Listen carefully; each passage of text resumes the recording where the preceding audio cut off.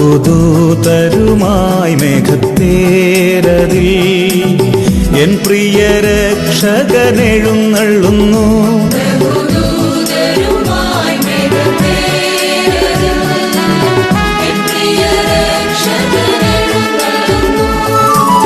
സർവമിഴികളും ദർശിച്ചിടുമാ പ്രത്യക്ഷത N യേശു വരുമ്പോൾ.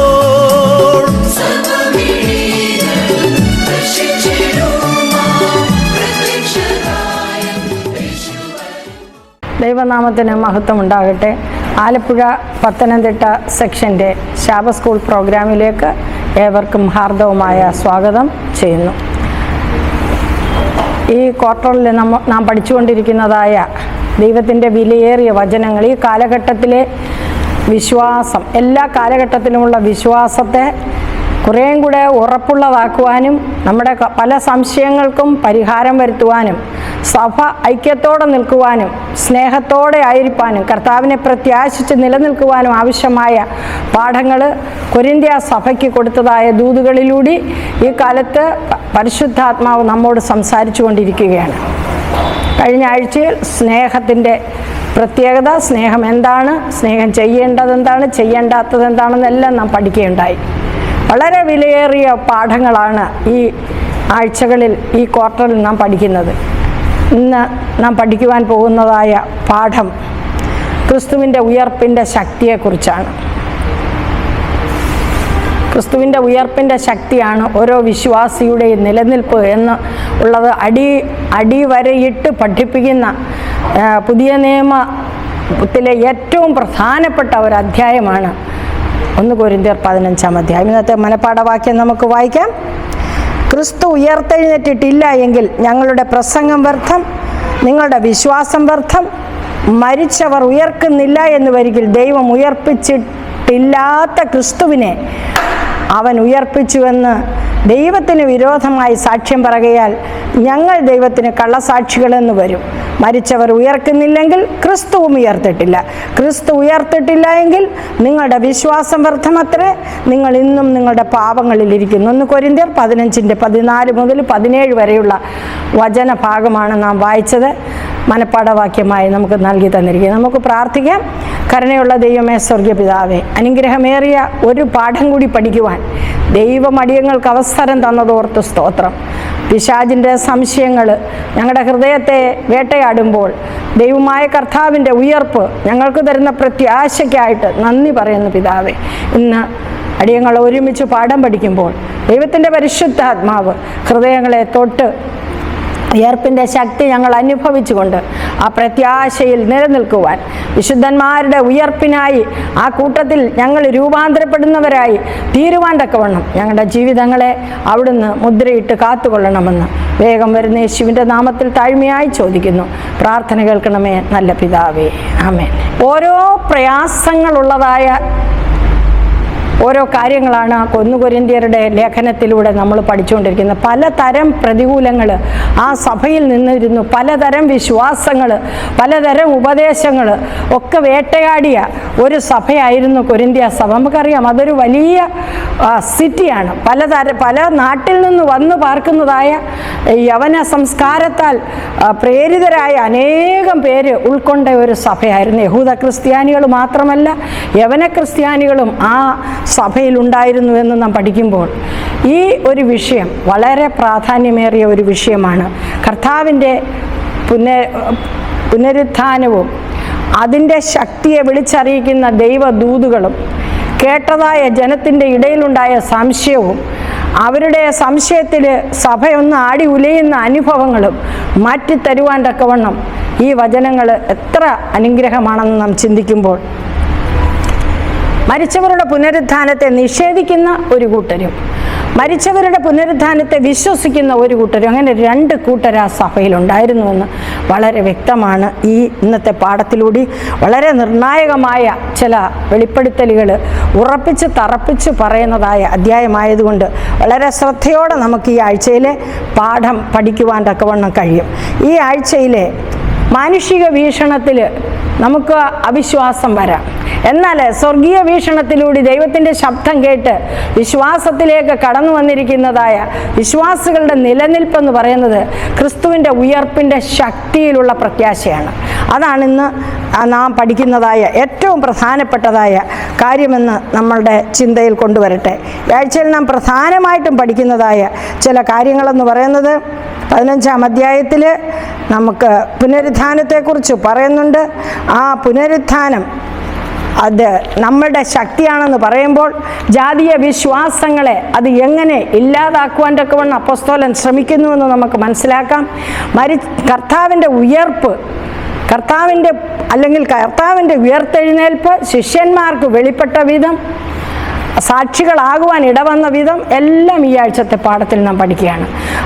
അതുകൊണ്ട് മരിച്ചവർ ഉയർത്തെഴുന്നേൽക്കും എന്നുള്ളതായ ആ ഒരു അടിയുറച്ച വിശ്വാസം പ്രാപിക്കുവാൻ അത് എത്രമാത്രം സഹായകമാണ്. എങ്ങനെയാണ് മരിച്ചവരുടെ ശരീരം ഉയർത്തെഴുന്നേൽക്കുന്നത്? വളരെ വ്യക്തമായിട്ട് ആ അടയാള സഹിതം അല്ലെങ്കിൽ ഉദാഹരണ സഹിതം അപ്പോസ്തലൻ പഠിപ്പിക്കുമ്പോൾ ഈ ആഴ്ചയിലെ പാഠം വളരെ ശ്രദ്ധയോടെ ആയിരിക്കണം. കാരണം നമ്മുടെ പ്രത്യാശയുടെ നങ്കൂരം ഇട്ടിരിക്കുന്ന ഒരു അധ്യായം കൂടിയാണ് ഈ 15-ാം അധ്യായം എന്ന് പറയുന്നത്. നമുക്കറിയാം, ഈ കാലഘട്ടത്തിലും പലതരം വിശ്വാസങ്ങളാണ് ഈ മരിച്ചതിന് ശേഷമുള്ള മനുഷ്യൻ്റെ അവസ്ഥയെക്കുറിച്ച് പലതരം വിശ്വാസങ്ങൾ മനുഷ്യനിൽ നിലനിൽക്കുക. എന്നാൽ ക്രിസ്തീയ സഭയിലേക്ക് കടന്നു വരുമ്പോൾ വളരെ വ്യക്തമായ ഒരു കാര്യം നമുക്ക് കാണുവാൻ കഴിയുന്നത്, അന്ന് കൊരിന്ത്യ സഭയിൽ നിലനിന്നതായ ആത്മാവും ശരീരവും തമ്മിലുള്ള അഭേദ്യമായ ബന്ധം എന്ന് പറയുന്നതായ ആ ഒരു പഠിപ്പീര് പിൽക്കാലത്ത് അത് വളരെ ശക്തമായി ഇന്ന് ക്രിസ്തീയ സഭകളിൽ നിലനിൽക്കുന്നു. കാരണം പ്ലേറ്റോ പഠിപ്പിച്ച പോലെ അല്ല എങ്കിലും ആത്മാവിൻ്റെ അമർത്യത അതിനെക്കുറിച്ച് അവർ വിശ്വസിക്കുന്നതായിട്ട് നമുക്ക് കാണുവാൻ തക്കവണ്ണം കഴിയും. ഇവിടെ വളരെ വ്യക്തമായിട്ട് ദൈവത്തിൻ്റെ ദാസൻ ചില കാര്യങ്ങൾ പറയുമ്പം നമുക്ക് ശ്രദ്ധയോടെ പഠിക്കാം. മരിച്ചവരുടെ പുനരുത്ഥാനത്തെക്കുറിച്ച് നിഷേധിച്ചവരായ ആളുകളോടാണ് അദ്ദേഹം ആദ്യമായിട്ട് സംസാരിക്കുന്നത്. അതിൻ്റെ മുന്നോടിയായിട്ട് ചില കാര്യങ്ങൾ നമുക്ക് നോക്കാം. 1 കൊരിന്ത്യർ 15-ാം അധ്യായം ഇവിടെ വളരെ വ്യക്തമായിട്ട് പറയുന്ന ചില കാര്യങ്ങൾ സുവിശേഷത്തെ കേന്ദ്രീകരിച്ചാണ്. അപ്പോസ്തലൻ ആ നാട്ടിൽ കൊടുത്തതായ സുവിശേഷത്തെക്കുറിച്ച്, അതിൻ്റെ ശക്തിയെക്കുറിച്ച്, ക്രൂശിൻ്റെ വചനത്തെക്കുറിച്ച്, നശിച്ചു പോകുന്നവർക്ക് അത് നിത്യ നാശമായിട്ട് വരും, രക്ഷിക്കപ്പെടുന്ന നമുക്കത് വലിയ ശക്തിയാണ് ക്രൂശിൻ്റെ വചനം എന്നുള്ളതായ ആ സുവിശേഷമാണ് അപ്പോസ്തലന്മാരെല്ലാവരും ആ നാടുകളിൽ പ്രഘോഷിച്ചു കൊണ്ടിരുന്നത് എന്നുള്ള വളരെ യാഥാർത്ഥ്യമാണ് ഇവിടെ നമുക്ക് മനസ്സിലാക്കുവാൻ തക്കവണ്ണം കഴിയുന്നത്. ചില കാര്യങ്ങൾ നമ്മൾ അതിൻ്റെ ആരംഭത്തിൽ പഠിക്കുമ്പോൾ കൊരിന്ത്യരോട് അദ്ദേഹം പ്രസംഗിച്ച വിധം അതെങ്ങനെയാണ്, ആ സുവിശേഷം അവർ ഏറ്റെടുത്തു എന്നുള്ളതാണ്. നിങ്ങളോട് സുവിശേഷിച്ചത് എന്ന് പറയുമ്പോൾ അദ്ദേഹം കൊടുത്തതായ ദൈവവചനം നിങ്ങൾക്ക് ലഭിച്ചു എന്ന് പറയുമ്പോൾ അവരത് ഏറ്റെടുത്തു. നിങ്ങൾ നിലനിൽക്കുന്നു എന്ന് പറയുമ്പോൾ വിശ്വാസത്തിൽ നിലനിൽക്കുന്നു. നിങ്ങൾ വിശ്വസിച്ചതും വൃഥാവാവില്ല എന്ന് വരികിൽ ആ വിശ്വാസം ഇടയ്ക്ക് വെച്ച് തള്ളിക്കളയാതെ ഇരുന്നാൽ എന്നുള്ള ആ ഒരു ആശയമാണ് നിങ്ങൾ രക്ഷിക്കപ്പെടുന്നതുമായ സുവിശേഷം. സുവിശേഷത്തിൻ്റെ ശക്തി എന്ന് പറയുന്നത് നമ്മുടെ രക്ഷയാണ്, നമുക്ക് തരുന്ന നിത്യജീവനാണ്. ആ സുവിശേഷത്തെക്കുറിച്ച് അവരെ ഓർമ്മപ്പെടുത്തുകയാണ്. എന്താണ് സുവിശേഷം? മാനവരാശിക്ക് വേണ്ടി കർത്താവായ യേശു ക്രിസ്തു മനുഷ്യരൂപമെടുത്ത് ഇവിടെ വന്ന് മനുഷ്യരുടെ ഇടയിൽ സഞ്ചരിച്ച് മനുഷ്യരുടെ വീണ്ടെടുപ്പിനായി, അല്ലെങ്കിൽ അവർക്ക് നിത്യജീവൻ, മരണത്തിൽ നിന്നുള്ള സദാകാലത്തേക്കുമുള്ള വീണ്ടെടുപ്പിനായി തന്നെ ക്രൂശിലേൽപ്പിച്ച് അവിടുന്ന് നിത്യജീവനെ പകർന്നതിന് ശേഷം ആ ക്രൂശിച്ചപ്പോഴേ സാത്താൻ വിചാരിച്ച് ഇതെല്ലാം തീരുമെന്ന്. എന്നാൽ സാത്താൻ്റെ സകല കള്ളത്തരവും പൊളിച്ചുകൊണ്ട് കർത്താവായ യേശു ക്രിസ്തു 3-ാം ദിവസം ഉയർത്തെഴുന്നേറ്റു എന്നുള്ളതാണ് ക്രൂശിൻ്റെ ഏറ്റവും വലിയ പുനരുത്ഥാനത്തിൻ്റെ ശക്തി എന്ന് ഇവിടെ അപ്പോസ്തലനായ പൗലോസ് വളരെ വ്യക്തമായിട്ട് പറയുകയാണ്. റോമാലേഖനം പല ഭാഗങ്ങളിലായിട്ട് റോമാലേഖനം 1-ാം അധ്യായത്തിൽ അതിൻ്റെ സംഗ്രഹം നമുക്ക് കാണുവാൻ കഴിയും. തിരുവഴുത്തുകളിൻ പ്രകാരമാണ് എന്നുള്ള പദമാണ് ഇവിടെ വളരെ വ്യക്തമായിട്ട് ഉപയോഗിച്ചിരിക്കുന്നത്. തിരുവഴുത്തുകളിൻ പ്രകാരമാണ് അവർ സുവിശേഷം അറിയിച്ചത്. ക്രിസ്തു മരിച്ചതും ഉയർത്തെഴുന്നേറ്റതും തിരുവഴുത്തുകളിൻ പ്രകാരമാണ്.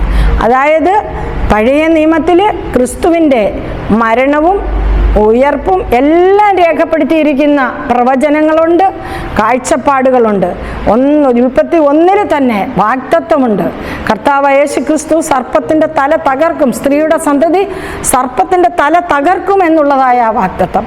അതുപോലെ ഓരോ പുസ്തകങ്ങളിലും ക്രിസ്തുവിൻ്റെ ആ മരണവും മരണാനന്തരം കഴിഞ്ഞുള്ളതായ വീണ്ടെടുപ്പും എല്ലാം വളരെ വ്യക്തമാക്കി തരുന്നതായ പ്രവചന തിരുവെഴുത്തുകളിൻ പ്രകാരമാണ് കർത്താവിൻ്റെ ഈ ലോകത്തിലേക്ക് വന്നതും ഇവിടെ കഷ്ടം അനുഭവിച്ചതും ഇവിടെ പാപികളാൽ മരിച്ചതും 3-ാം ദിവസം ഉയർത്തെഴുന്നേറ്റതും സ്വർഗാരോഹണം ചെയ്തതും ഇനിയും വരാൻ പോകുന്നതെല്ലാം തിരുവെഴുത്തുകളുടെ നിവർത്തിയാണെന്ന് വളരെ വ്യക്തമാക്കുമ്പോൾ പഴയ നിയമത്തിലും പുതിയ നിയമത്തിൽ കർത്താവ് പറഞ്ഞതും ഇനിയും വരാൻ പോകുന്നതായ വെളിപ്പാട് പുസ്തകത്തിൽ പറഞ്ഞതുമൊക്കെ നാം ഒരുമിച്ച് പഠിക്കുമ്പോൾ ഇതെല്ലാം ഈ പ്രസംഗങ്ങളെല്ലാം തന്നെ തിരുവെഴുത്തുകളിൽ മുഖാന്തരമാണെന്ന് വളരെ വ്യക്തമാക്കുകയാണ്.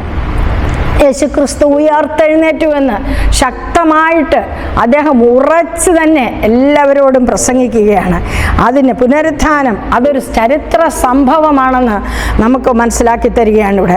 അതൊരു നിർണായകമായ പങ്കാണ് ഒരു ക്രിസ്ത്യാനിയുടെ ജീവിതത്തിൽ വഹിക്കുന്നതെന്ന് അദ്ദേഹം വളരെ ശക്തമായിട്ട് തിരുവചന സത്യങ്ങളെ തെളിയിച്ചുകൊണ്ട് ഇവിടെ എഴുതുമ്പോൾ നാം ഇന്ന് ജീവിച്ചിരിക്കുന്നതായ പലരും പലതരം വിശ്വാസങ്ങളിൽപ്പെട്ട് ഉഴലുമ്പോൾ നമ്മുടെ വിശ്വാസത്തിൽ നമ്മുടെ പ്രത്യാശയുടെ കേന്ദ്രമായ കർത്താവിൽ പുനരുത്ഥാനം ചെയ്ത് ഇനിയും വരുമെന്ന് വാഗ്ദത്തം ചെയ്തവനിൽ പ്രത്യാശയോടെ നിലനിൽക്കുവാൻ ഈ വചനം നമ്മളെ സഹായിക്കുകയാണ് ചെയ്യുന്നത്. അതുകൊണ്ട് പൗലോസ് അപ്പോസ്തലൻ ഇപ്രകാരമാണ് നമ്മളോട് പറയുന്നത്. എന്താണ് ക്രിസ്തുവിൻ്റെ പുനരുത്ഥാനത്തിൻ്റെ യാഥാർത്ഥ്യമെന്ന് പറയുന്നത്? അത് എത്രത്തോളം നമ്മുടെ ജീവിതത്തിൽ ആത്മവിശ്വാസം പകരുവാൻ കഴിയും എന്നുള്ളത് നാം ചിന്തിക്കണം. ഓരോ ദിവസവും ആ പുനരുത്ഥാനത്തിൻ്റെ ശക്തി അനുഭവിച്ചറിയുവാൻ തക്കവണ്ണം നമ്മെ തന്നെ ദൈവസന്നിധിയിൽ സമർപ്പിക്കണം. ദൃക്സാക്ഷികളുണ്ടെന്ന് അദ്ദേഹം പറയുന്നു. അവരെ കുറേയും കൂടെ അടുപ്പിക്കുകയാണത്. കർത്താവിൻ്റെ വചനം പറയുന്ന ആദ്യമേ കേഫാവിന് ശിഷ്യന്മാർക്ക് ഒക്കെ പല പ്രാവശ്യമായിട്ട് വെളിപ്പെട്ടതിന് ശേഷം അവരോടൊപ്പം ഇരുന്ന് ആഹാരം കഴിച്ചതിന് ശേഷം അവരോട് കൂടെ സഞ്ചരിച്ചതിന് ശേഷം കർത്താവ് 500-ലധികം പേർക്ക് ഒരുമിച്ച് പ്രത്യക്ഷപ്പെട്ടുവെന്ന് അപ്പോസ്തലൻ ഇവിടെ വളരെ വ്യക്തമായിട്ട് പറയുകയാണ്. അപ്പം ഈ ലോകത്തിൽ നമ്മുടെ ഉറച്ച വിശ്വാസത്തെ ത്യജിച്ച് കളയുവാൻ തക്കവണ്ണം നമ്മുടെ ഹൃദയങ്ങളെ സംശയം കൊണ്ട് നിറയ്ക്കുന്ന പിശാചിൻ്റെ തന്ത്രങ്ങളോടെ എതിർത്ത് നിൽപ്പാൻ തരുന്ന വലിയ ഒരു നങ്കൂരമാണ് ഉയർപ്പിൻ്റെ ശക്തിയിൽ പുനരുത്ഥാനത്തിൻ്റെ ശക്തിയിലുള്ള വിശ്വാസം എന്ന് പറയുന്നത്. തിങ്കളാഴ്ചത്തെ പാഠത്തിലേക്ക് നമ്മൾ കടന്നു ചെല്ലുമ്പം ഉയർത്തെഴുന്നേറ്റ നമ്മുടെ കർത്താവാണ് നമ്മുടെ ഏക പ്രത്യാശ. നമ്മുടെ പ്രത്യാശ കർത്താവിൽ തന്നെ ആയിരിക്കണം. അത് മരിച്ച കർത്താവല്ല, ഉയർത്തെഴുന്നേറ്റ കർത്താവാണ്. മരണത്തെ തോൽപ്പിച്ച കർത്താവാണ്. മരണത്തിൻ്റെ വിഷമുള്ള ഒടിച്ച കർത്താവാണ്. ആ കർത്താവാണ് നമ്മുടെ ഏക പ്രത്യാശ എന്ന് നാം മനസ്സിലാക്കുമ്പോൾ ആ പുനരുത്ഥാനത്തെ ഒന്ന് നിഷേധിക്കുകയാണെങ്കിൽ നമുക്കുണ്ടാകുന്ന ഭയാനകതകൾ എന്തൊക്കെയാണ് എന്ന് വളരെ വ്യക്തമാക്കുകയാണ് 12-ാം വാക്യം മുതലുള്ളതായ 1 കൊരിന്ത്യർ 15-ന്റെ 12-ാം വാക്യം മുതൽ വളരെ വ്യക്തമായിട്ട് പറയുമ്പം ക്രിസ്തു ഉയർത്തെഴുന്നേറ്റിട്ടില്ലായിരുന്നെങ്കിൽ എന്ന് നാം വിശ്വസിക്കുകയാണെങ്കിൽ നമുക്ക് വരുന്ന നഷ്ടങ്ങൾ എന്തൊക്കെയാണ് എന്ന് നാം അന്ന് മനസ്സിലാക്കാം. ക്രിസ്തു ഉയർത്തെഴുന്നേറ്റിട്ടില്ല എങ്കിൽ എന്താ സംഭവിക്കുന്നതെന്നറിയാമോ? ഒന്നാമത് സംഭവിക്കുന്നത് അദ്ദേഹം ആദ്യമേ തന്നെ പറയുന്നു, എന്താണ്? ഈ സുവിശേഷം വ്യർത്ഥമായിത്തീരും. സുവിശേഷമെന്ന് പറയുന്നത് നാം രക്ഷിക്കപ്പെടുവാൻ തക്കവണ്ണം കർത്താവിൻ്റെ ഈ ലോകത്തിലെ വരവും 1-ാം വരവും അവിടുത്തെ ജീവത്യാഗവും അവിടുത്തെ നമ്മുടെ വീണ്ടെടുപ്പിൻ വില കൊടുത്തതും എല്ലാം സുവിശേഷത്തിൻ്റെ പ്രാധാന്യം അർഹിക്കുകയാണ്. എന്നാൽ ഇങ്ങനെയൊരു സുവിശേഷത്തിന് വിരോധമായിട്ട് പുനരുത്ഥാനത്തെ അവഗണിക്കുന്നതായ ഒരു സിദ്ധാന്തം നമ്മൾ കാണുമ്പോൾ അത് ശരീരവും ആത്മാവും എന്നുള്ള വിഭാവന രണ്ടും രണ്ടാണ്, ഒന്നല്ല. രണ്ടും രണ്ടാണ് എന്നുള്ളതായ, അത് രണ്ടും രണ്ടായിട്ട് നിൽക്കാൻ കഴിയും എന്നുള്ളതായ ഒരു പഠിപ്പിക്കൽ ആ നാളുകളിൽ നിലനിന്നിരുന്നു, ഈ നാളുകളിലുമുണ്ട്. എന്താണ് ആത്മാവ്, എന്താണ് ശരീരം? പ്ലേറ്റോയുടെ അഭിപ്രായത്തിൽ, തത്വചിന്തകനായ പ്ലേറ്റോയുടെ അഭിപ്രായത്തിൽ ശരീരമെന്ന് പറയുന്നത് ആത്മാവിനെ ബന്ധിച്ചിടുന്ന ഒരു തടവറയാണ്. ഈ തടവറയിലാണ് ഈ ആത്മാവ് ബന്ധനത്തിൽ കഴിയുന്നത്. എന്നാൽ ഒരു മരണമെന്ന് പറയുന്നത് ആത്മാവിൻ്റെ മോചനമാണ്. ആത്മാവിന് സ്വയമായിട്ട് നിൽക്കാൻ കഴിയും, ആത്മാവിന് മരിക്കാൻ കഴിയത്തില്ല. ഇങ്ങനെയുള്ള പഠിപ്പിക്കലുകളെ അതിജീവിക്കുന്ന ഏറ്റവും പ്രധാനപ്പെട്ട ഒരു അനുഭവമാണ് ക്രിസ്തുവിൻ്റെ പുനരുത്ഥാനം എന്ന് പറയുന്നത്. കാരണം വേദപുസ്തകം പഠിപ്പിക്കുന്നത്, ഉൽപ്പത്തി പുസ്തകം 3-ാം അധ്യായത്തിൽ തന്നെ സാത്താൻ പഠിപ്പിച്ചതായ ഒരു വലിയ തന്ത്രമായിരുന്നു അത്. ആത്മാവ് ജീവിക്കും, അല്ലെങ്കിൽ നിങ്ങൾ മരിക്കയില്ല എന്നുള്ളതായ സിദ്ധാന്തം. ആ സിദ്ധാന്തത്തെ വേറൊരു തരത്തിലേക്ക് മാറ്റി മനുഷ്യ ഹൃദയങ്ങളിൽ ഈ തത്വചിന്ത കൊണ്ടുവന്നത് പ്ലേറ്റോ മുതലായ തത്വചിന്തകന്മാരാണ്. ഇവിടെ നാം പഠിക്കുമ്പോൾ ഈ തത്വചിന്തയെ ബേസ് ചെയ്ത ഒരു കൂട്ടരെന്ത് ചെയ്തു? പുനരുത്ഥാനത്തെ നിഷേധിക്കുകയുണ്ടായി. അതിനെതിരായിട്ടാണ് ദൈവത്തിൻ്റെ ദാസൻ ഇവിടെ വളരെ വ്യക്തമായിട്ട് 12-ാം വാക്യം മുതൽ പറയുന്നത്, ക്രിസ്തു മരിച്ചിട്ട് ഉയർത്തെഴുന്നേറ്റു എന്ന് പ്രസംഗിച്ച് വരുന്ന അവസ്ഥയ്ക്ക് മരിച്ചവരുടെ പുനരുത്ഥാനം ഇല്ല എന്ന് നിങ്ങളിൽ ചിലർ പറയുന്നുണ്ട്. എങ്ങനെയാ അത് പറയാൻ കഴിയുന്നത്? മരിച്ചവരുടെ പുനരുത്ഥാനം ഇല്ല എന്ന് വിശ്വസിക്കുകയാണെങ്കിൽ ക്രിസ്തു ഉയർത്തെഴുന്നേറ്റിട്ടില്ല. ക്രിസ്തു ഉയർത്തെഴുന്നേറ്റിട്ടില്ലെങ്കിൽ എന്താ സംഭവിക്കുന്നത്? ഞങ്ങളുടെ പ്രസംഗം വ്യർത്ഥം, ഞങ്ങൾ നിങ്ങളോട് പ്രസംഗിച്ചത് കള്ളത്തരമായി തീരും. ക്രിസ്തു ഉയർത്തെഴുന്നേറ്റിട്ടില്ല എങ്കിൽ ആ ഉയർപ്പിൻ്റെ ശക്തി മനസ്സിലാക്കാൻ നിങ്ങൾക്ക് ആഗ്രഹമില്ലെങ്കിൽ നിങ്ങളുടെ വിശ്വാസം, ഞങ്ങളുടെ പ്രസംഗവും നിങ്ങളുടെ വിശ്വാസവും വ്യർത്ഥമായി തീരും. അതുമാത്രമല്ല, അങ്ങനെ ഒരു അവസ്ഥയിൽ ദൈവം ഉയർപ്പിച്ചിട്ടില്ല എന്ന് നിങ്ങൾ പറയുന്ന ക്രിസ്തുവിനെ കുറിച്ച് അവൻ ഉയർപ്പിച്ചുവെന്ന് ഞങ്ങൾ വാദിക്കുമ്പോൾ ആ ഉയർത്തെഴുന്നേൽപ്പിൻ്റെ ശക്തി മനസ്സിലാക്കാതെ ഖണ്ഡിച്ചുകൊണ്ടിരിക്കുന്നതായ ദൈവവിരോധികൾക്ക് അത് ഞങ്ങൾ വിരോധമായിട്ട് കള്ളസാക്ഷ്യം പറയുന്നവരായി തീരും എന്ന് പറയുകയാണ്. അതുകൊണ്ട് മരിച്ചവർ ഉയർക്കുന്നില്ല എങ്കിൽ ക്രിസ്തു ഉയർത്തിട്ടില്ല എന്ന് വന്നാൽ എന്താ സംഭവിക്കുന്നത്? നിങ്ങളുടെ വിശ്വാസം വ്യർത്ഥമായി തീരും. നിങ്ങൾ ഇന്നും നിങ്ങളുടെ പാപങ്ങളിൽ നിലനിൽക്കുകയാണ്. കർത്താവ് ഉയർത്തെഴുന്നേറ്റു എന്നുള്ള വിശ്വാസത്തിലാണ്, അല്ലെങ്കിൽ കർത്താവ് നമ്മൾക്ക് കാൽവറിയിലൂറ്റിയ രക്തത്താൽ പൂർണ്ണമായ വിടുതൽ പാപത്തിൽ നിന്ന് തരും എന്നുള്ള പൂർണ്ണ വിശ്വാസത്തിലാണ് നാം ഒരു ക്രിസ്ത്യാനിയായിത്തീരുന്നത്. ക്രിസ്തു നമ്മളെ പുതിയതാക്കി തീർക്കുന്നു. അവിടുന്ന് എന്ത് ചെയ്യുന്നു? തൻ്റെ രക്തത്താൽ നമ്മളെ വീണ്ടെടുത്ത് പിതാവിൻ്റെ സന്നിധിയിൽ നമ്മളെ കുറ്റമറ്റവരായി നിരപ്പിക്കുന്ന ഒരു അനുഭവമാണ്. ഉയർത്തെഴുന്നേറ്റിട്ടില്ല എങ്കിൽ കർത്താവ് മരിച്ച് കല്ലറയിലാണെങ്കിൽ അതെങ്ങനെ സാധിക്കും? അത് സാധ്യമാകത്തില്ല. അങ്ങനെ വരുമ്പം വീണ്ടും നമ്മുടെ പാപങ്ങളിൽ തന്നെ എന്ത് ചെയ്യും? നമ്മൾ പിന്നെയും പഴയതുപോലെ ജീവിക്കുന്ന ഒരനുഭവം വരും. ഇന്ന് അനേകർ അങ്ങനെയാണ്. ക്രിസ്ത്യാനി എന്ന് പേരുകൊണ്ടാണേലും ജീവിതം പഴയപടിയാണെങ്കിൽ അവർ ഉയർപ്പിൻ്റെ ശക്തിയിൽ വിശ്വസിക്കുന്നില്ല എന്നാണ് അതിന് നമുക്ക് പറയുവാൻ തക്കവണ്ണം കഴിയുന്നത്. ഉയർപ്പിൻ്റെ ശക്തിയിൽ വിശ്വസിച്ചാൽ നമുക്ക് എന്ത് ചെയ്യാൻ പറ്റത്തില്ല? കർത്താവിൻ്റെ രക്തത്താൽ വീണ്ടെടുത്ത് നമുക്ക് പിന്നെയും പഴയ മനുഷ്യനായിട്ട് ജീവിക്കുവാൻ സാധ്യമല്ല. അത് വലിയ ഒരു അപകടമാണ്. അങ്ങനെ ഉയർപ്പിൻ്റെ ശക്തിയിലുള്ള പ്രത്യാശ നമുക്ക് നഷ്ടപ്പെടുമ്പോൾ. അതുകൊണ്ട് നാം നശിച്ചു പോകുവാൻ തക്കവണ്ണം ഇടയായിത്തീരും. അല്ലെങ്കിൽ നാം ഈ ഒരായുസ് മാത്രം ഇവിടെ നമ്മൾ ജീവിക്കുന്നു, മരിക്കുന്നു, അതിനപ്പുറമുള്ള ഒരു ജീവിതത്തെക്കുറിച്ച് ചിന്തയില്ലാത്തവരായി തീരുമ്പോൾ നമ്മൾ വളരെ അരിഷ്ടന്മാരായി തീരും എന്നുള്ളതായ വലിയ സത്യമാണ് പുനരുത്ഥാനത്തിൽ വിശ്വസിക്കാത്തവർക്ക് സംഭവിക്കുന്നതെന്ന് വളരെ വ്യക്തമായിട്ട് ഈ അപ്പോസ്തലൻ ഇവിടെ രേഖപ്പെടുത്തുകയാണ്. അതുകൊണ്ട് സുവിശേഷമെന്ന് പറയുന്നത് ശക്തമാണ്. പുനരുത്ഥാനത്തിൻ്റെ ശക്തിയിൽ പ്രത്യാശ വച്ചിരിക്കുന്ന ദൈവത്തിൻ്റെ കുഞ്ഞുങ്ങൾക്ക് അതൊരു നങ്കൂരമാണ് എന്ന് നാം മനസ്സിലാക്കണം. തിങ്കളാഴ്ചത്തെ പാഠം ക്രിസ്തു നമ്മുടെ ഏക പ്രത്യാശ. ആ പ്രത്യാശയിൽ നിന്ന് വ്യതിചലിക്കുന്ന മറ്റൊരു വിശ്വാസം, നമ്മളെ ദൃക്സാക്ഷികൾ നമ്മളോട് പറഞ്ഞിരിക്കുന്നതായ ആ വചനങ്ങൾ നമ്മൾ വിശ്വസിക്കാതെ ഇരുന്നാൽ പുനരുത്ഥാനം കൂടാതെ ഒരു വിശ്വാസവുമില്ല. പുനരുത്ഥാനം കൂടാതെ നമുക്ക് ആ ഒരു കാര്യം മനസ്സിലാക്കാം. കാരണം ഈ പുനരുത്ഥാനം എന്ന് പറയുന്ന വ്യർത്ഥം എന്ന പദത്തിന് ഗ്രീക്ക് പദം എന്ന് പറയുന്ന കെനോസ് എന്ന് പറയുന്ന ഒരു വാക്കാണ് ഉപയോഗിച്ചിരിക്കുന്നത്. അതാണ് വിവർത്തന വാക്കായിട്ട് ഉപയോഗിച്ചത്. വിശാലമായ ഒരു അർത്ഥമാണ് അതിന് കൊടുത്തിരിക്കുന്നത്. ഒരു പ്രയോജനവുമില്ല എന്നാണ് മലയാളത്തിൽ, സത്യമേ ഇല്ല എന്നാണ് ആ ഒരു വാക്യത്തിൽ നിന്ന് നമ്മൾ മനസ്സിലാക്കുന്നതായ. അതുകൊണ്ട് ഒരു ഗുണവുമില്ലാത്തവരായി തീരും, വ്യർത്ഥമായി തീരുമെന്ന് പറഞ്ഞാൽ നാം കർത്താവിൽ പ്രത്യാശയില്ലാത്തൊരു ജീവിതത്തിലൂടെ പോവുകയാണെങ്കിൽ നാം വ്യർത്ഥന്മാരായി ഈ നാളുകളിൽ നാം വ്യർത്ഥന്മാരായി തീരുവാൻ ഇടയുണ്ട്. അതുകൊണ്ട് നമ്മുടെ ജീവിതത്തിൽ പുനരുത്ഥാനം അത് വലിയൊരു ശക്തിയുടെ നങ്കൂരമാണ്. അത് നമ്മുടെ കർത്താവിലുള്ള ഏക പ്രത്യാശയാണ്. പുനരുദ്ധാനം ചെയ്തതുകൊണ്ട് കർത്താവ് പറഞ്ഞതാണ്, ദൂതന്മാർ ശിഷ്യന്മാരോട് പറഞ്ഞതെന്ന്, അവൻ പുനരുദ്ധാനം ചെയ്ത് ഉയർത്തെഴുന്നേറ്റത് മാത്രമല്ല, അവൻ സ്വർഗാരോഹണം ചെയ്തിരിക്കുകയാണ്. പോയതുപോലെ വീണ്ടും വരും നിങ്ങളെ ചേർക്കുവാൻ. കർത്താവ് ജീവിച്ചിരിക്കുമ്പം തന്നെ ഞാൻ പോയി നിങ്ങൾക്ക് സ്ഥലമൊരുക്കിയാൽ വീണ്ടും വന്ന് നിങ്ങളെ എൻ്റെ അടുക്കൽ ചേർത്ത് കൊള്ളാമെന്ന് വാഗ്ദത്തം കർത്താവ് തന്നെ നമുക്ക് തന്നതാണ്. അപ്പോൾ ആ വാഗ്ദത്തങ്ങളും കർത്താവിൻ്റെ വാക്കുകളും ദൂതന്മാരുടെ വാക്കുകളും ദൃക്സാക്ഷികളുടെ വാക്കുകളും ഒക്കെ നമുക്ക് പകരുന്നതായ പ്രത്യാശ, അത് കർത്താവിൽ തന്നെ നിലനിൽക്കുവാനുള്ള പ്രത്യാശയാണ്. അത് മാത്രമല്ല, ആത്മാവ് ജീവിക്കുന്നു, ജഡം മണ്ണിലേക്ക് പോകുന്നു എന്ന് പറയുമ്പോൾ ഉടനെ സ്വർഗത്തിൽ പോകുന്നു എന്ന് പഠിപ്പിക്കുന്നവരുണ്ട്. അങ്ങനെ സ്വർഗത്തിൽ പോകുന്നവരുണ്ടെങ്കിൽ പിന്നെ കർത്താവിന് മടങ്ങി വരേണ്ട ആവശ്യവുമില്ല. അപ്പോൾ ഈ തെറ്റായ ചിന്താഗതികളെ പൗലോസ് അപ്പോസ്തലൻ ഇവിടെ തെറ്റായ പഠിപ്പിക്കലുകളെ വളരെ വ്യക്തമായിട്ട് നേരിടുകയാണ് ദൈവത്തിൻ്റെ വചനത്താൽ. ഇനി മരിച്ചവരിൽ പുനരുത്ഥാനം ചെയ്ത ആദ്യജാതനായ ക്രിസ്തു എന്ന് വളരെ വ്യക്തമായിട്ട് ഇവിടെ പറയുകയാണ്.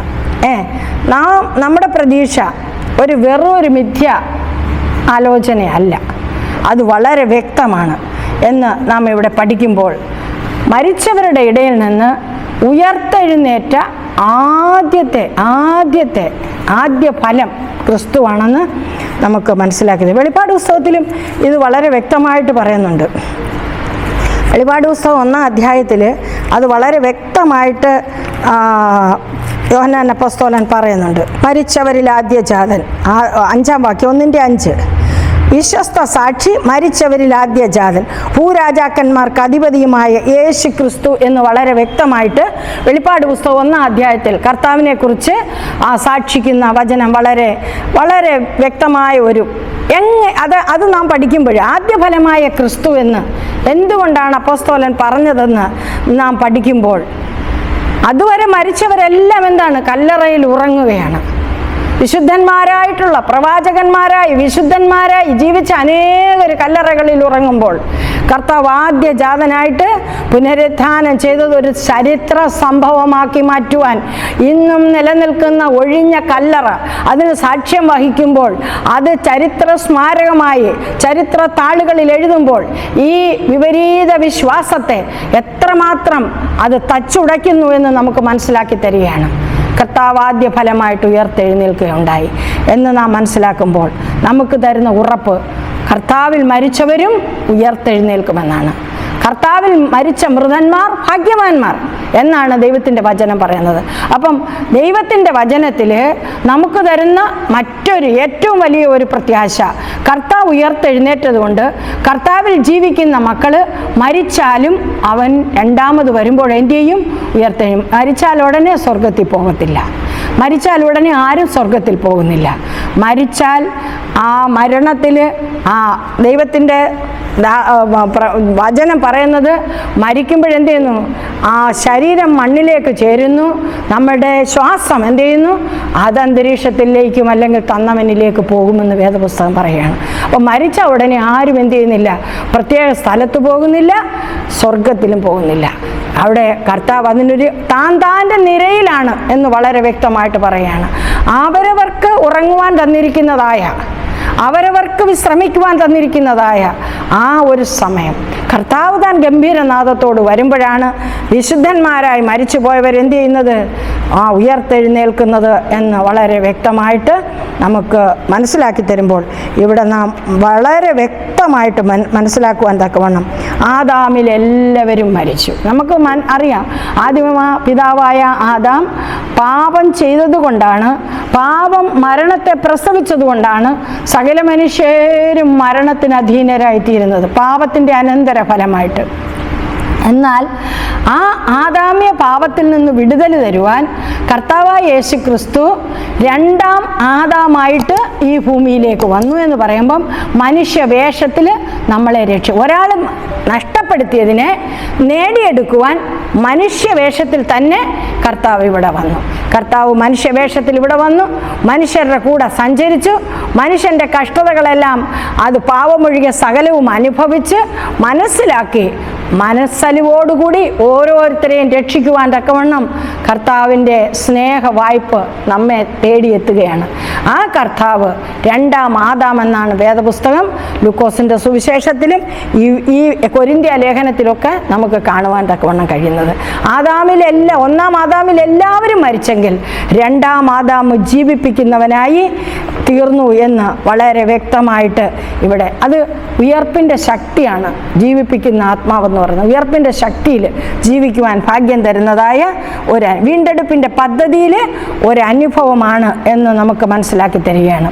അതുകൊണ്ട് കർത്താവ് ഇവിടെ വളരെ വ്യക്തമായിട്ട് ചില കാര്യങ്ങൾ പറയുന്നത്, ഈ ആദാമിൽ എല്ലാവരും മരിക്കുന്നത് പോലെ ക്രിസ്തുവിൽ എല്ലാവരും ജീവിപ്പിക്കപ്പെടും, ഓരോരുത്തരും താൻ്റെ നിരയിലത്രേ. ആദ്യ ഫലമെന്ന് പറയുന്നത് യേശു ക്രിസ്തുവാണ്, ആദ്യമായിട്ട് ഉയർത്തെഴുന്നേറ്റവൻ. എന്നാൽ പിന്നെ എന്താണ് ചെയ്യുന്നത്? പിന്നെ ക്രിസ്തുവിനുള്ളവരാണ് ഉയർത്തെഴുന്നേൽക്കുന്നത്. അപ്പം ക്രിസ്തു ഉയർത്തെഴുന്നേറ്റിട്ടുണ്ട്, പിന്നെ ക്രിസ്തുവിനുള്ളവരെ ഉയർത്തെഴുന്നേൽപ്പിക്കും. പിന്നെ എന്താ ചെയ്യുന്നത്? കർത്താവിൻ്റെ രണ്ടാം വരവെങ്കിൽ അവസാനം എന്ന് പറയുമ്പം എല്ലാ വാഴ്ചകളെയും അധികാരങ്ങളെയും എന്ത് ചെയ്യുന്നു? ആയുധം വെച്ച് കീഴ്പ്പെടുത്തിയിട്ട് വിശുദ്ധന്മാരെ തേജസ്കരിച്ചുകൊണ്ട് തൻ്റെ രാജ്യത്തിലേക്ക് പോയി അവിടെ പിതാവിൻ്റെ സന്നിധിയിൽ എല്ലാം ഏൽപ്പിക്കുന്ന ഒരു അനുഭവമാണ് ഇവിടെ അപ്പോസ്തലനായ പൗലോസ് വളരെ അനുഗ്രഹകരമായിട്ട് നൽകി തന്നിരിക്കുന്നത്. അതുകൊണ്ട് ഇവിടെ അപ്പോസ്തലൻ ചോദിക്കുകയാണ്, മരിച്ചവർ ഉയർക്കുന്നില്ലെങ്കിൽ പിന്നെ നിങ്ങൾ മരിച്ചവർക്ക് വേണ്ടി സ്നാനം എടുക്കുന്ന എന്തിനാ? അപ്പോൾ അങ്ങനെ ഒരു ആചാരം അവിടെ നിന്നിരുന്നു. മരിച്ചു പോയാലും കുഴപ്പമില്ല, അവർ സ്നാനപ്പെടാതെ മരിച്ചിട്ടുണ്ടെങ്കിൽ ജീവിച്ചിരിക്കുന്നവർ അവർക്ക് വേണ്ടി എന്ത് ചെയ്യണം? സ്നാനപ്പെട്ട് കഴിഞ്ഞാൽ അവർക്ക് വിടുതൽ കിട്ടുമെന്നുള്ള ഒരു ജാതീയ വിശ്വാസം അവരുടെ ഇടയിൽ നിലനിന്നിരുന്ന അപ്പോസ്തലൻ ഇത് പഠിപ്പിച്ചിട്ടില്ല. അവരവർ ചെയ്യുന്ന പ്രവൃത്തിക്ക് തക്ക പ്രതിഫലം പ്രാപിപ്പാൻ എല്ലാവരും പിതാവിൻ്റെ മഹിമാസനത്തിൻ്റെ മുമ്പിൽ നിൽക്കേണ്ടി വരുമെന്നാണ് അപ്പോസ്തലന്മാർ പഠിപ്പിച്ചത്. എന്ന് പറഞ്ഞാൽ ഞാൻ ഈ ജീവിതത്തിൽ ഞാൻ ചെയ്യുന്ന പാപങ്ങളുടെ പരിഹാരം വരുത്തുവാൻ ഞാൻ മരിച്ചു കഴിഞ്ഞ് എനിക്ക് വേണ്ടി ഒരാൾക്കും കഴിയത്തില്ല എന്ന് വളരെ വ്യക്തമായിട്ടാണ് വേദപുസ്തകം നമ്മെ അത് പഠിപ്പിക്കുന്നത്. അങ്ങനെയെങ്കിൽ മരിച്ചവർക്ക് വേണ്ടി സ്നാനം ചെയ്യുന്നതുകൊണ്ട് ഒരു ഉപയോഗവുമില്ല. പക്ഷെ അവിടെ അത് നിലനിന്നിരുന്നു. അതുകൊണ്ട് അവരോട് ചോദിക്കുകയാണ്, അങ്ങനെ പുനരുത്ഥാനത്തിൽ വിശ്വാസമില്ലെങ്കിൽ ഈ മരിച്ചവർക്ക് വേണ്ടി നിങ്ങൾ എന്തിനാ സ്നാനം എടുക്കുന്നത് എന്ന് വളരെ വ്യക്തമായിട്ട് ചോദിക്കുന്ന ഒരനുഭവം നമുക്ക് കാണുവാൻ തക്കവണ്ണം കഴിയും. അതുകൊണ്ട് ചിലരുടെ തീരുമാനമാണത്. ചില ആചാരങ്ങളും അനാചാരങ്ങളും എല്ലാം എല്ലാ കാലത്തും നിലനിൽക്കുന്നു എന്ന് നമ്മെ പഠിപ്പിക്കുകയാണ്. സ്നാനമെന്ന് പറയുന്നത് എന്താണ്? ഒരുവൻ ക്രിസ്തുവിലാകുന്ന അനുഭവം സാക്ഷിക്കുന്ന ഒരു സംഭവമാണ്. പാവമാകുന്ന നമ്മുടെ പ്രകൃതം വെള്ളമാകുന്ന കല്ലറയിൽ അടക്കം ചെയ്ത് നിമജ്ഞനം ചെയ്തതിന് ശേഷം കർത്താവ് ഉയർത്തെഴുന്നേറ്റ് കല്ലറയിൽ നിന്ന് ഉയർത്തെഴുന്നേറ്റതുപോലെ നാം വെള്ളത്തിൽ നിന്ന് വിശ്വാസത്താൽ യേശുക്രിസ്തു നമ്മൾക്ക് ജീവിക്കുന്ന രക്ഷകനായി ഇനി ഞാൻ എന്നും ജീവിക്കുമെന്ന് പ്രതിജ്ഞാബദ്ധമായി അവിടുത്തോട് ചെയ്യുന്ന സാക്ഷ്യവും പൊതുജനങ്ങളുടെ മുമ്പിൽ ചെയ്യുന്നതായ ആ സാക്ഷീകരണവുമാണ് സ്നാനമെന്ന് പറയുന്നത്. അപ്പോൾ ഇവിടെ മരിച്ചു പോയവർക്ക് വേണ്ടി സ്നാനം എടുക്കുന്ന അനുഭവം വ്യർത്ഥമാണ്. അത് ഒരിക്കലും ന്യായീകരിക്കാൻ കഴിയുന്ന ഒന്നുമല്ല. നമുക്കറിയാം, ഇന്ന് നമ്മുടെ നാട്ടിൽ ഈ അടുത്ത ദിവസത്തിൽ കർക്കിടക വാവ് എന്നുള്ള ഒരു ആചാരം ഹൈന്ദവരുടെ ഇടയിലുണ്ട്. അവർ പിതൃ തർപ്പണം ചെയ്ത് അവരുടെ ആത്മശാന്തിക്ക് വേണ്ടി പ്രവർത്തിക്കുന്ന ഒരു ആചാരവും വിശ്വാസവുമാണ്. നമ്മൾക്ക് അവരുടെ വിശ്വാസത്തെ ചോദ്യം ചെയ്യല്ല. എന്നാൽ ക്രിസ്ത്യാനികൾ എന്താ ചെയ്യുന്നത്? മരിച്ചു പോയവർക്ക് വേണ്ടി ധൂപം കാട്ടുന്നു, മരിച്ചുപോയവരുടെ ഓർമ്മ പെരുന്നാൾ, മരിച്ചുപോയവർക്ക് വേണ്ടി ആഹാരം വെച്ച് പൂജിക്കുന്നു. ഇതെല്ലാം ചെയ്യുമ്പോൾ വേദപുസ്തകത്തിലില്ലാത്ത ഈ ആചാരങ്ങൾ ജാതീയമായി കൊണ്ടുവന്നതായ ചില ആചാരങ്ങളാണ് കടന്നു കൂടിയിരിക്കുന്നത് എന്ന് മനസ്സിലാക്കിക്കൊണ്ട് കർത്താവിൻ്റെ പഠിപ്പീര്, കർത്താവിൻ്റെ ഉപദേശം, അപ്പോസ്തലന്മാരുടെ ഉപദേശം എന്താണ്? നാം സ്നാനപ്പെടുന്നതിൻ്റെ ഉദ്ദേശം ഞാനൊരു പുതിയ സൃഷ്ടിയായി ജീവിക്കുമെന്ന സാക്ഷ്യമാണ്. അത് ഞാൻ ജീവിച്ചിരിക്കുമ്പോൾ ഞാൻ മരിക്കുന്നത് വരെ ചെയ്യുന്ന സകല പാപങ്ങൾക്കും എൻ്റെ കർത്താവിന് പരിഹാരം വരുത്താൻ കഴിയും. ഞാനൊരു പുതിയ സൃഷ്ടിയായി തീർന്നാൽ, ആ സാക്ഷ്യത്തോടെ ജീവിച്ചാൽ. എന്നാൽ ഞാൻ സ്നാനപ്പെട്ടതുകൊണ്ട് പിന്നെയും ജീവിക്കാതിരുന്നാൽ അവനവൻ ശരീരത്തിൽ ചെയ്യുന്നതിൻ്റെ എല്ലാം തക്ക പ്രതിഫലം ദൈവസന്നിധിയിൽ നമുക്ക് പ്രാപിക്കും. ഒരാൾക്ക് വേണ്ടി ഒരാൾക്ക് പ്രായശ്ചിത്തം ചെയ്യുവാൻ സാധ്യമല്ല. അത് നമ്മൾ മനസ്സിലാക്കണം. അപ്പോൾ പുനരുത്ഥാനമില്ലെങ്കിൽ മരണത്തെ ഭയപ്പെടുന്നത് എന്തിനാണെന്ന് വീണ്ടും ചോദിക്കുകയാണ്. അപ്പം അപ്പോസ്തലൻ പറയാണ്, ഞാൻ ഓരോ നിമിഷവും പ്രാണഭയത്തിലാണ്. മരിക്കുന്നതിന് വേണ്ടിയുള്ള പേടിയല്ല, പിന്നെയോ മരണാനന്തര ജീവിതത്തിൽ ഞാൻ പാപം ചെയ്താൽ ഞാൻ മരണാനന്തര ജീവിതത്തിൽ കർത്താവിൻ്റെ വിശുദ്ധന്മാരോട് ഒരുമിച്ച് ഉയർക്കത്തില്ല എന്നുള്ളതായ ഒരു ഭയപ്പാട് അദ്ദേഹത്തെ ഭരിച്ചിരുന്നു എന്ന് വളരെ വ്യക്തമാണ്. അതുമാത്രമല്ല, അദ്ദേഹം വീണ്ടും പറയുന്നു, ഓരോ നിമിഷവും ഞാൻ എന്ത് ചെയ്യുന്നു, എൻ്റെ ജഡാഭിലാഷങ്ങളെ മരിപ്പിക്കുന്നു എന്നും അവിടെ വ്യക്തമാക്കുകയാണ്. നമ്മുടെ ജീവിതത്തിൽ പുനരുത്ഥാനത്തിൻ്റെ ശക്തിയാലെ നമുക്ക് നമ്മുടെ ജഡാഭിലാഷങ്ങളെ എന്ത് ചെയ്യണം, മരിപ്പിച്ചുകൊണ്ട് ദിനം പ്രതി പുനരുത്ഥാനത്തിൻ്റെ ശക്തിയിൽ ജീവിക്കുവാൻ തരുന്ന നല്ലൊരു വചനഭാഗമാണ് ഈ 15-ാം അധ്യായത്തിൽ. ഇനി അടുത്തതായിട്ട് നമ്മൾ പഠിക്കുന്നത് എങ്ങനെയാണ് ഒരു വ്യക്തി മരിച്ചതിന് ശേഷം കർത്താവിൻ്റെ വരവിൽ ഉയർത്തെഴുന്നേൽക്കുന്നത്. വളരെ ലളിതമായിട്ട് അപ്പോസ്തലനായ പൗലോസ് സസ്യത്തെ ചൂണ്ടിക്കൊണ്ട്, അല്ലെ പയറിൻ്റെ മണിയോ ഗോതമ്പിൻ്റെ മണിയോ നമ്മൾ മണ്ണിൽ നിക്ഷേപിക്കുന്ന ഒരു മണി, അത് പ്രാകൃതമായിട്ടുള്ള ഒരു മണിയാണ്. അത് ആ മണിയിൽ നിന്ന് എങ്ങനെയാണ് വലിയൊരു വൃക്ഷമായിട്ട്, പുതിയൊരു വൃക്ഷമായിട്ട്, വലിയ ഫലം കായ്ക്കുന്ന ഒരു വൃക്ഷമായിട്ട് അത് ആ ചെടി വളർന്ന് വലുതാവുന്നത് എന്നുള്ള ഉദാഹരണത്തിലൂടെയാണ് അദ്ദേഹം എങ്ങനെയാണ് വിശുദ്ധന്മാർ ഉയർത്തെഴുന്നേൽക്കുന്നത് എന്ന് ഉള്ളതായ ചോദ്യത്തിൻ്റെ ഉത്തരം ഇവിടെ നൽകി തന്നിരിക്കുന്നത്. എന്താണ് പുനരുത്ഥാനത്തിൽ സംഭവിക്കുന്നത്? സാദൃശ്യം നമ്മൾ നോക്കുമ്പോഴത്തേന് ഒന്നാമത്തെ സാദൃശ്യം എന്ന് പറയുന്നത് അദ്ദേഹം പറഞ്ഞിരിക്കുന്നത്, നീ വിതയ്ക്കുന്നത് ചാകുന്നതായ, അല്ലെങ്കിൽ ഏത് വിധമാണ്, ശരീരത്തോടാണോ ശരീരം കൂടാതെയാണോ ഇവർ ഉയർത്തെഴുന്നേൽക്കുന്നത് എന്നുള്ളതായ സംശയത്തിന് അദ്ദേഹം നൽകുന്നതായ ഉത്തരമാണ്, നീ വിതയ്ക്കുന്ന ഒരു മണി അല്ലെങ്കിൽ എന്തായാലും അത് ചത്തില്ലെങ്കിൽ അത് ജീവിക്കത്തില്ല. അപ്പം നമുക്കറിയാം, നമ്മൾ മണ്ണിന് കൊടുക്കുന്നതായ ഈ മൃതശരീരം, ആ ശരീരം എങ്ങനെയാണ് ജീവനുള്ള ദേഹിയായി വീണ്ടും ജീവിക്കുന്നത് എന്നുള്ള ചോദ്യത്തിന് അദ്ദേഹം കൊടുക്കുന്ന ഉത്തരമാണ്, ദൈവമാണ് അതിനൊരു ശരീരവും ആ വിത്തിന് അതാതിൻ്റെ ശരീരവും കൊടുക്കുന്നത് എന്നുള്ളത് ദൈവത്തിന് അസാധ്യമായിട്ടൊന്നുമില്ല. നമ്മുടെ ചിന്തയ്ക്ക് അസാധ്യമെന്ന് തോന്നുന്നതെല്ലാം ദൈവത്തിന് അസാധ്യമല്ല എന്ന് വളരെ വ്യക്തമാക്കുകയാണ്. നാം എന്ത് ചെയ്യുന്നു, ഒരു ദൈവത്തിന് കഴിയും അതിനൊരു ശരീരം കൊടുക്കുവാൻ. നമുക്കറിയാം, യെഹെസ്കേൽ പ്രവാചകൻ്റെ പുസ്തകത്തിൽ പ്രവാചകനായ യെഹെസ്കേലിനെ അസ്ഥി താഴ്വരയിലൂടെ നടത്തുന്നതായ ദർശനം, അവിടെ കുന്നായിട്ട് അസ്ഥികൾ, ആരുടെ അസ്ഥിയാണെന്നോ എത്ര നാളായതാണെന്നോ ഏത് വ്യക്തിയാണെന്നോ ഒന്നും അറിയാത്ത രീതിയിൽ ഇങ്ങനെ അസ്ഥി താഴ്വരയിൽ കാണുമ്പോൾ പ്രവാചകനോട് ദൈവമായ കർത്താവ് ഒരു ചോദ്യം ചോദിക്കുന്നുണ്ട്, അല്ലയോ യെഹെസ്കേലേ, ഈ അസ്ഥികൾ ജീവിക്കുമോ? വേറൊരു അർത്ഥത്തിലാണെങ്കിലും ഇത് പുനരുത്ഥാനത്തിൻ്റെ നമുക്ക് അതിൻ്റെ ഒരു തെളിവായിട്ട് നമുക്ക് പഠിക്കുവാൻ തക്കവണ്ണം കഴിയും. അത് കർത്താവെ നിനക്കേ അറിയാവൂ, കർത്താവിന് മാത്രമേ അറിയാതെ എങ്ങനെയാണ് ജീവിപ്പിക്കേണ്ടതെന്ന്.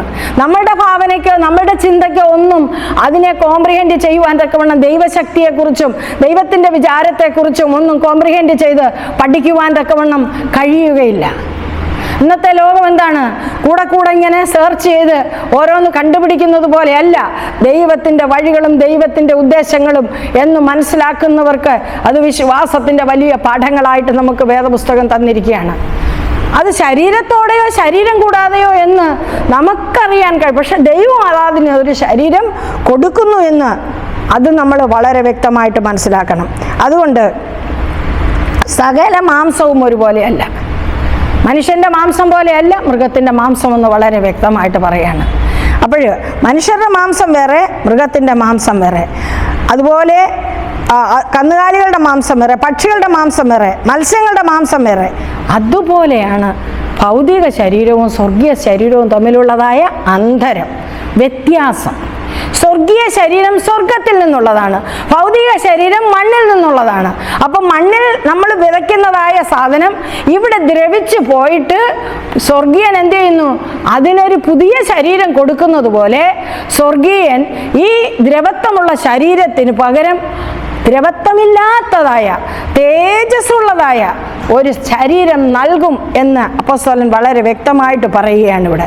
അതൊരു സാദൃശ്യത്തോടുകൂടി പറയുമ്പോൾ അത് നമ്മൾ വിശ്വാസത്തിൽ അത് കാണുമ്പോഴാണ് നമുക്ക് ആ പ്രത്യാശ കൂടുതൽ അനുഗ്രഹമായി പെറ്റെടുക്കുവാനും ആ പ്രത്യാശയിൽ നമ്മുടെ ശരീരം ഉയർക്കുന്ന ഒരു ദിവസത്തിനായിട്ട് നോക്കി പാർക്കുവാനും. ഇന്ന് നമ്മൾ ഈ ജഡത്തിൽ ജീവിക്കുകയാണ്, നമ്മൾ ഈ മർത്യ ശരീരത്തിൽ ജീവിക്കുന്നെങ്കിൽ നമ്മൾ അനുഭവിക്കുന്ന വേദന, അംഗവൈകല്യങ്ങൾ, പലതരത്തിലുള്ള പ്രതികൂലങ്ങൾ എല്ലാം ഈ ശരീരത്തിൽ നാം അനുഭവിച്ച് മരണം കഴിഞ്ഞ് അടക്കപ്പെട്ട് കഴിയുമ്പോൾ പിന്നെ ഉയർത്തെഴുന്നേൽക്കുന്ന തേജസ്കരിക്കപ്പെട്ടതായ സ്വർഗീയ ശരീരത്തിന് ഒരു ദ്രവത്വവുമില്ല, ഒരു തരത്തിലും അത് നഷ്ടപ്പെടുന്നതുമല്ല. പൂർണ്ണതയുള്ള തേജസ്സുള്ള സ്വർഗീയൻ്റെ ശരീരമാണ് നമുക്ക് നൽകിയ. സ്വർഗീയനാണ് ആ ശരീരം നൽകി തരുന്നത്. മനുഷ്യൻ ഭൂമിയിൽ നിന്നും മണ്ണുകൊണ്ടുള്ളവനാണെങ്കിൽ രണ്ടാമത് ഉയർക്കുന്ന മനുഷ്യൻ എന്താണ്? ഭൂമിയിൽ നിന്ന് ഉയർത്തെഴുന്നേൽക്കുന്ന മനുഷ്യൻ സ്വർഗത്തിൽ നിന്നുള്ളവനായതുകൊണ്ട് മണ്ണുകൊണ്ടുള്ളവനെ പോലെ അല്ല, സ്വർഗീയമായതിനെ പോലെ സ്വർഗീയന്മാരായി തീരും എന്ന് വളരെ വ്യക്തമാക്കുമ്പോൾ പുനരുത്ഥാനത്തിൻ്റെ ശക്തി എത്ര വിലയേറിയതാണ് പ്രിയരെ. ഈ ഭൗമിക ശരീരം പോലെ അല്ല സ്വർഗീയ ശരീരം, തേജസ്കരിക്കപ്പെട്ട ശരീരം. അതിന് സ്വർഗത്തിൻ്റെ തേജസ് നൽകിയാണ് ദൈവം നമ്മളെ ദ്രവത്വത്തിൽ നിന്നും അദ്രവത്വത്തിലേക്ക് നടത്തുന്നത്. പുതിയ ശരീരങ്ങൾ, കർത്താവിന് നന്ദി പറയുവാൻ തക്കവണ്ണം അഴുകിപ്പോകുന്ന ശരീരങ്ങളല്ല, അഴുകാത്ത ശരീരങ്ങൾ, നമുക്ക് പറക്കുവാൻ തക്കവണ്ണം കഴിയുന്ന ശരീരങ്ങൾ. ആത്മീയം എന്നാണ്. ആത്മീയം എന്ന വാക്കിൻ്റെ അർത്ഥം എന്താണ്? ഭൗതികമല്ലാത്തത്, അസ്തിത്വമുള്ളത്, നിലനിൽക്കുന്നത് എന്ന് പൗലോസ് ബന്ധപ്പെടുത്തി പറയുകയല്ല. പിന്നെയോ ഈ താഴ്ചയുള്ള ശരീരത്തെ സ്വർഗത്തിൻ്റെ ശക്തി കൊണ്ട് ഉയർത്തുമ്പോഴാണ് അത് ആത്മീയമായിട്ട് ആത്മാവിൻ്റെ ശക്തിയിൽ ഉയർത്തപ്പെടുന്നതായ ഒരനുരൂപമായ, സ്വർഗത്തിന് അനുരൂപമായ, താഴ്ചയില്ലാത്ത, മഹത്വമുള്ള, ക്ഷയിക്കാത്ത ഒരവസ്ഥയിലേക്ക് മനുഷ്യനെ ശരീരത്തെ സ്വർഗീയ ശരീരമാക്കി തീർക്കുന്ന, ആ രൂപാന്തരപ്പെടുത്തുന്ന ഉയർപ്പിൻ്റെ ശക്തി അനുഭവിച്ചറിയുവാൻ വിശുദ്ധന്മാർക്ക് കൊടുത്തിരിക്കുന്ന വലിയ പ്രത്യാശയാണ് അത് എന്ന് നാം മനസ്സിലാക്കി. നാം ഈ ജീവിതത്തിൽ മാത്രം ആശ വെച്ചാൽ അത് നമുക്ക് പ്രാപിക്കുവാൻ കഴിയത്തില്ല. നാം ദിവസം പ്രതി ആ പ്രത്യാശ, ആ സ്വർഗീയമായതിനെ പ്രാപിക്കുവാൻ, തേജസ്സുള്ളതിനെ പ്രാപിക്കുവാൻ, കർത്താവിനോട് ചേർന്നിരിപ്പാൻ, ഉയർപ്പിൻ്റെ ശക്തി ദിവസം പ്രതി നാം അനുഭവിച്ച് നമ്മുടെ ജഡത്തിലെ സകല മാലിന്യങ്ങളും മാറ്റുവാൻ ഉയർപ്പിൻ്റെ ശക്തി നമ്മളെ സഹായിക്കും എന്നുള്ളതിന് യാതൊരു വ്യത്യാസവുമില്ല. അതുകൊണ്ട് നമ്മുടെ ശരീരം മരണപ്പെടുന്നതാണ്, എന്നാൽ സ്വർഗത്തിൻ്റെ ശക്തിയാൽ മരണത്തെ അതിജീവിച്ച കർത്താവ് അത് നമുക്ക് വാഗ്ദത്തമായി നൽകി തന്നിരിക്കുകയാണ്. വ്യാഴാഴ്ചത്തെ പാഠത്തിലേക്ക് പോകുമ്പോൾ മരണത്തിന്മേലുള്ള അന്തിമ വിജയത്തെക്കുറിച്ചാണ് അപ്പോസ്തലൻ ഇവിടെ പറയുന്നത്. വളരെ വ്യക്തമായിട്ട് പറയുകയാണ്, മരണത്തിൽ നിന്നുള്ളതായ വിടുതൽ മാത്രമല്ല, മാംസരക്തങ്ങൾക്ക് സ്വർഗത്തെ അവകാശമാക്കുവാൻ കഴിയത്തില്ല. കാരണം മാംസരക്തങ്ങളെന്ന് പറയുന്നതെല്ലാം എന്താണ്? ഈ പ്രാകൃത മനുഷ്യനിലുള്ളതാണ്. ജഡത്തിൻ്റെ അഭിലാഷങ്ങൾ, രക്തത്തിൻ്റെ തിളപ്പുകൾ, ഇതെല്ലാം വരുമ്പം സ്വർഗത്തെ അവകാശമാക്കുവാൻ നമുക്ക് കഴിയത്തില്ല. സ്വർഗീയമായിട്ടുള്ളതിനെ നമ്മൾ എന്ത് ചെയ്യണം? അദ്രവത്വമായിട്ടുള്ളതിനെ പ്രാപിക്കുവാനുള്ള വാഞ്ച നമ്മൾ ജഡത്തിൻ്റെ അഭിലാഷത്തെ മരിപ്പിക്കുവാൻ നമുക്ക് പ്രാപ്തി തരും എന്നുള്ളതിന് യാതൊരു സംശയമില്ല. കണ്ണി മെയ്ക്കുന്നതിനിടയിലാണ് രൂപാന്തരപ്പെടുന്നതെന്നാണ് പറഞ്ഞേക്കുന്നത്. എപ്പോഴാണത്? തെസ്സലോനിക്ക ലേഖനത്തിലും ഇവിടെ കൊരിന്ത്യ ലേഖനം 15 ഒക്കെ പറയുന്ന കണ്ണി മെയ്ക്കുന്നതിനിടയിലാണ് ഈ രൂപാന്തരം പ്രാപിക്കുന്നത്. കർത്താവ് താൻ ഗംഭീരനാഥം, പ്രധാന ദൂതൻ്റെ ശബ്ദം, ദൈവത്തിൻ്റെ തേജസ്, സകല പ്രഭ എന്ന് പറയുമ്പം ആ കർത്താവിൻ്റെ തേജസ് ഒരറ്റം മുതൽ മറ്റേ അറ്റം വരെ മിന്നുന്നത് പോലെ സകല ഭൂമിയെയും പ്രകാശിപ്പിച്ചുകൊണ്ട് വളരെ ശബ്ദത്തോടുകൂടി, കാഹളത്തിൻ്റെ ധ്വനിയോടുകൂടി വരുമ്പോഴാണ് വിശുദ്ധന്മാരുടെ കല്ലറകൾ തുറന്ന് വിശുദ്ധന്മാർ നൊടി നേരത്തിൽ അവരെന്ത് ചെയ്യുന്നു? രൂപാന്തരപ്പെടുന്നത്. അസ്ഥി താഴ്വരയിൽ അസ്ഥികൾ അസ്ഥിയോട് വന്ന് ചേരുന്നത് പോലെ, നരമ്പും മാംസവും ഒക്കെ വെക്കുന്നതായ അനുഭവം പരിശുദ്ധാത്മാവ് നൽകുന്നത് പോലെ നൊടി നേരത്തിൽ വലിയ സൈന്യമായിട്ട് ആയിത്തീരുന്ന ഒരു അനുഭവമാണ് ഇവിടെ അപ്പോസ്തലനും വിവരിക്കുന്നത്. നൊടി നേരത്തേക്കുള്ളതായ ആ നൊടി നേരത്തിനുള്ളിൽ കണ്ണി മെയ്ക്കുന്നതിനും കണ്ണൊന്നടച്ച് തുറക്കുന്ന സമയം മതി ആ രൂപാന്തരം സംഭവിക്കുവാൻ എന്ന് വളരെ വ്യക്തമായിട്ട് പറയുമ്പോൾ, ദ്രവിച്ച് കിടക്കുന്നതൊക്കെ അദ്രവത്വം പ്രാപിക്കുവാൻ കണ്ണി മെയ്ക്കുന്ന സമയം മതി.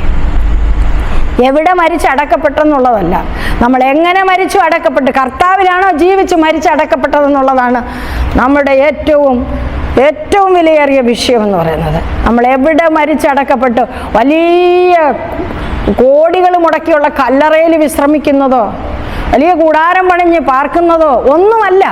കണ്ണിമെക്കുന്നതിനുടെ ഇടയിൽ നമ്മൾ രൂപാന്തരപ്പെടുവാൻ തക്കവണ്ണം നമ്മുടെ ഈ ലോകത്തിലെ ജീവിതത്തിൽ കർത്താവിനോട് ചേർന്നിരുന്ന് കർത്താവിൻ്റെ വചനത്തിൽ ജീവിച്ച് കർത്താവിന് വേണ്ടി ജീവിച്ച് കർത്താവിൻ്റെ ഭാവത്തിൽ ജീവിച്ച് കർത്താവിൽ മരിക്കുന്നവർക്കാണ് കണ്ണിമയ്ക്കുന്നതിനിടയിൽ ദ്രവത്വമുള്ളതിനെ അദ്രവത്വമാക്കി തീർക്കുവാനും തേജസ്സില്ലാത്തതിനെ തേജസ്കരിക്കുവാനും ഒക്കെയുള്ള അവകാശം വന്ന് അത് ചെയ്തു തരുന്നത്. ആ ഒരു ജീവിതമാണ് ദൈവം നമ്മിൽ നിന്ന് ആഗ്രഹിക്കുന്നതും നമ്മുടെ പ്രത്യാശയുടെ നങ്കൂരമായിരിക്കേണ്ടതും. ഇവിടെ മരണത്തെ എന്നേക്കുമായിട്ട് തോൽപ്പിക്കുകയാണ് കർത്താവ്. ക്രൂശിൽ എന്ത് ചെയ്തു? ആ സാത്താൻ്റെ തല തകർത്തതുപോലെ കർത്താവ് മരണത്തെ തോൽപ്പിച്ചതുപോലെ, ഹേ മരണമേ നിൻ്റെ വിഷമുള്ളെവിടെ, ഹേ മരണമേ നിൻ്റെ ജയം എവിടെ എന്ന് ചോദിക്കുവാൻ തക്കവണ്ണം.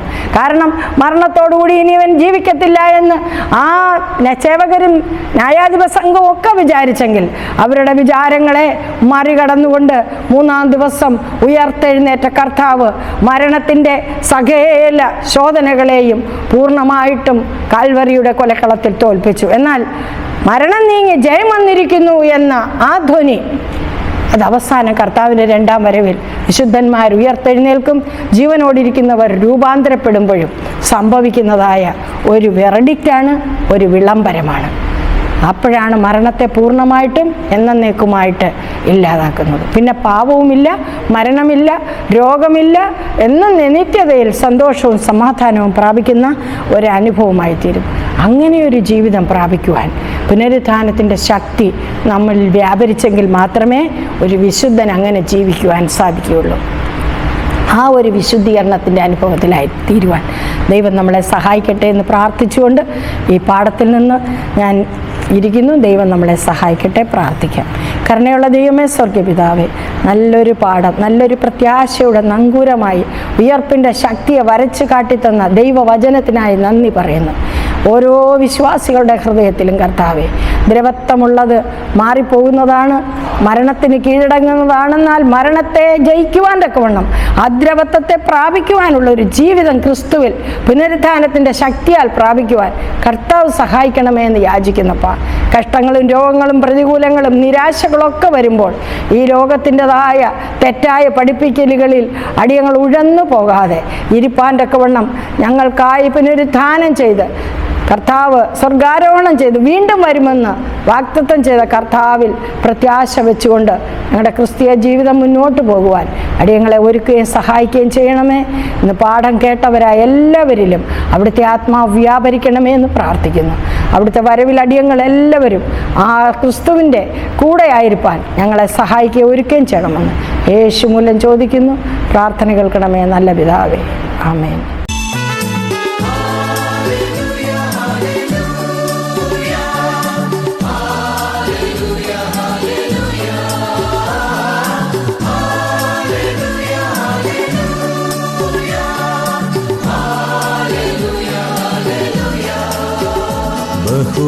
ബഹുദൂതരുമായി മേഘത്തേരതിൽ എൻ പ്രിയ രക്ഷകനെഴുന്നള്ളുന്നു.